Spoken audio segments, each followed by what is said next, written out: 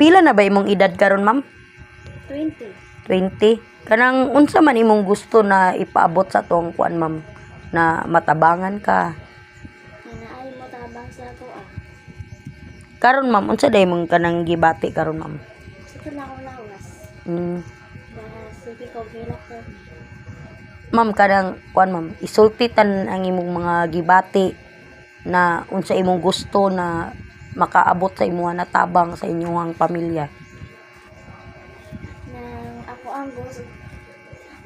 ako ang gusto nga kabangan ko kay para sa ako o para pod sa ako ang mama o papa kay para makatabang ko sa ilaha. Karon, ma'am, kanang aside ana sa imong kuan, ma'am, unsa pa imong laing gibati? Tara lang ka